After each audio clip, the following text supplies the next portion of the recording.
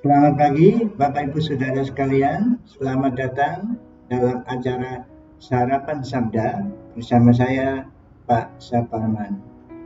Sarapan kita pada pagi hari ini diambil dari 1 Petrus 3 ayat yang ke-7. 1 Petrus 3 ayat yang ke-7.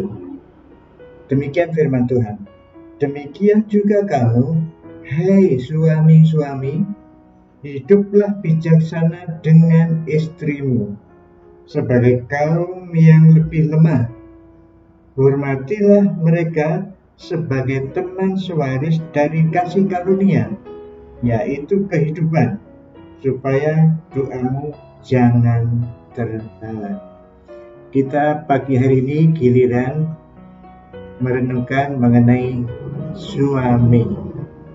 Yang kemarin-kemarin kita sudah merenungkan firman Tuhan, nasihat firman Tuhan untuk para istri. Sekarang nasihat firman Tuhan untuk suami-suami. Jelas di sini, suami-suami, hai suami-suami, hiduplah bijaksana.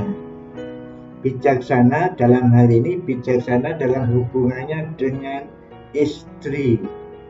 Ada dua hal di sini dikatakan yang untuk istri. Yang pertama, istri itu sebagai kaum yang lemah, kemudian istri sebagai pewaris dari kasih karunia. Apa artinya yang lemah ini? Apakah istri lebih lemah dari suami? Apa seperti itu? Dari sudut fisik, apa seperti itu? Maksudnya lemah dari sudut fisik. Tuhan menciptakan semuanya sama di hadapan Allah. Jadi dalam penciptaan itu tidak dijelaskan mana yang lemah, mana yang kuat. Juga apalagi sesudah menjadi orang Kristen, sudah lahir baru, tidak ada perbedaan antara wanita, pria, antara bangsa Yahudi dan non-Yahudi, semua sama di hadapan Tuhan. Nah, apa yang dimaksud lemah di sini? Nah, mungkin ini adalah posisi wanita pada budaya waktu itu, budaya di mana Rasul Petrus menulis kepada orang-orang Yahudi Kristen yang tersebar di seluruh Asia itu. Mungkin itu karena dibawa ke Kekaisaran Roma, mungkin posisi wanita itu di bawah pria, budaya itu.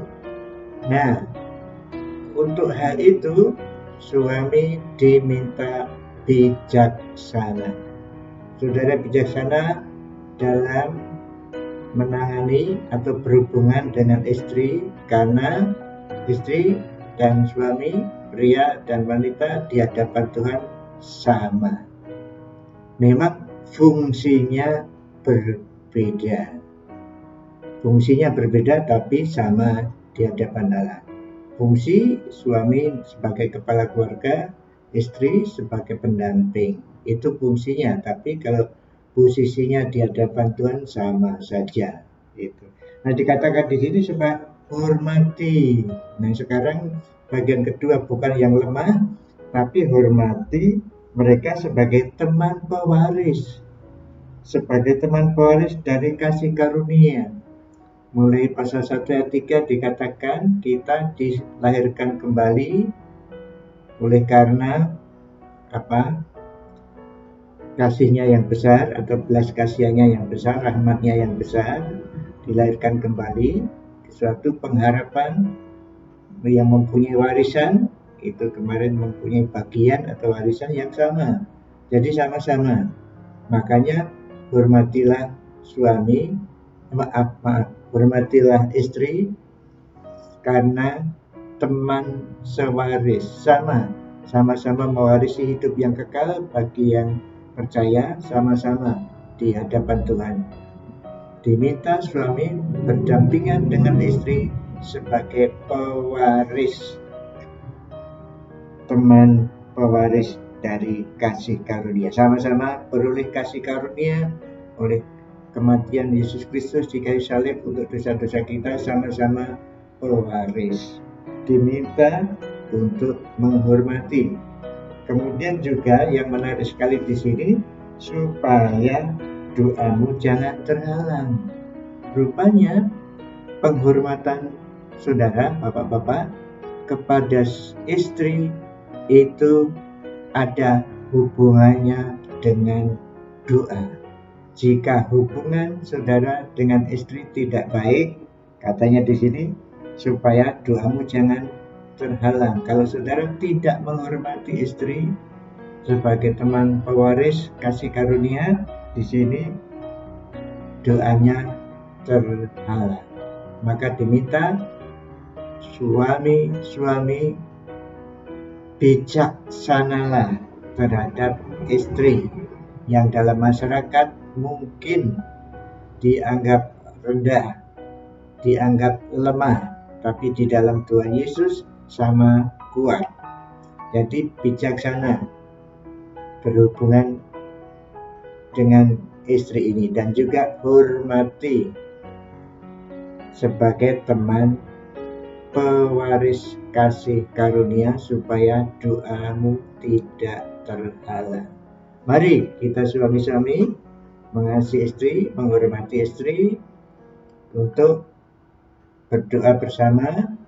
Maksudnya doanya tidak terhalang kalau menghormati istri. Luar biasa ini ya, ada hubungan antara penghormatan terhadap istri dan doa dijawab atau tidaknya, atau kalau di sini dijelaskan menghalangi. Kalau tidak punya hubungan suami dengan istri dengan baik, itu ada halangan untuk berdoa. Mari suami-suami hormati istri, hiduplah bijaksana berhubungan dengan istri saudara, supaya doa saudara tidak terhalang. Tuhan Yesus, terima kasih. Firman-Mu pagi ini mengingatkan kami suami-suami untuk menghormati istri, untuk